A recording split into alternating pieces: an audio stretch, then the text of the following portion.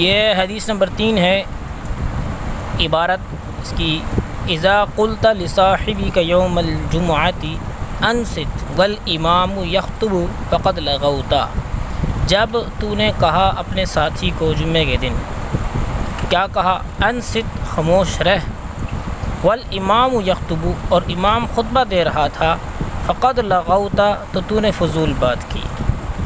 یعنی جمعے کے دن یہاں اصل میں تشریح اس کی یہ ہے کہ حضور صلی اللہ علیہ وسلم نے اس حدیث میں امام کے خطبہ دیتے وقت خاموش بیٹھے رہنے کی تلقین فرمائی ہے. اس کی وجہ یہ ہے کہ جمعے کے خطبے کو نماز کے ساتھ کئی طرح سے مشابہت ہے. تو جس طرح نماز میں بولنا جائز نہیں، ایسے ہی جمعے کے خطبے میں بولنا جائز نہیں. یعنی اس جمعہ ایسا ہے جیسا کہ نماز کی طریقے سے، نماز کی طرح ہے. نماز میں جو چیزیں تقریباً پائی جاتی ہیں وہی جمعے کے خطبے میں پائی جاتی ہیں. اس وجہ سے جس طرح نماز میں بولنا جائز نہیں، ایسے اس میں بھی. سورہ جمعہ کی نمبر 1 وجہ، سورہ جمعہ کی آیت نمبر 9 میں اللہ تعالیٰ ارشاد فرماتے ہیں فَاسْعَوْا إِلَىٰ ذِكْرِ اللَّهِ. اس کی تفسیر میں مفسرین نے خطبہ اور نماز دونوں مراد لیے ہیں. تو جیسے نماز میں بولنا جائز نہیں، ایسے ہی خطبے میں بولنا جائز نہیں، یعنی دونوں کا اکٹھا ذکر ہے.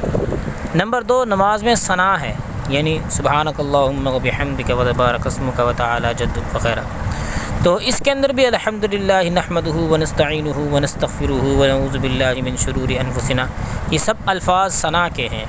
تو چونکہ اس میں ثنا ہے، نماز میں ثنا ہوتی ہے، تو نماز میں بولنا جائز نہیں، خطبے میں بھی بولنا جائز نہیں. تیسری وجہ یہ ہے کہ نماز میں درود شریف ہے، اللہم صلی علی محمد وعلی آل محمد، اور اس خطبے میں بھی درود شریف ہوتا ہے، ہم پڑھتے ہیں درمیان میں جا کے. تو یہ اس وجہ سے یہاں پر بھی خطبے کے اندر چونکہ مشابہت نماز کے ساتھ ہے، تو اس وجہ سے اس میں بولنا جائز نہیں.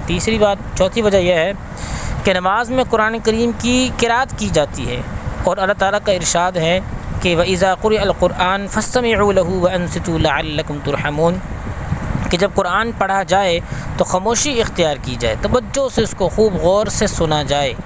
تو نماز میں بھی خطبے کے اندر بھی قرآن پڑھا جا رہا ہوتا ہے، تو اس وجہ سے خطبے کے اندر بھی بولنا جائز نہیں، جیسے نماز میں بولنا جائز نہیں.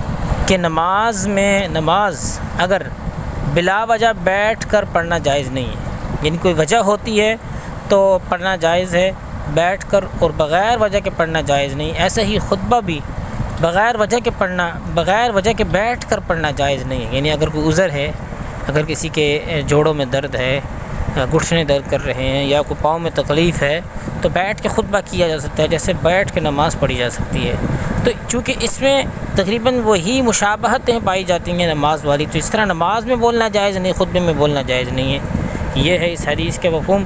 اور اس کے حدیث کے اندر کچھ تشریحات بھی ہیں احادیث. حضرت علی بن مرتضیٰ رضی اللہ عنہ سے ایک حدیث ہے کہ انہوں نے فرمایا ہے کہ جو امام کے پاس بیٹھے پھر خاموش خطبہ نہ سنے اور بیہودہ بات کرے تو اس پر گناہ کا بوجھ ہے، اور اگر کوئی کسی سے کہے کہ خاموش ہو جاؤ تو اس نے بیہودگی کی، اور بیہودگی کرنے والوں کا جمعہ نہیں ہوتا.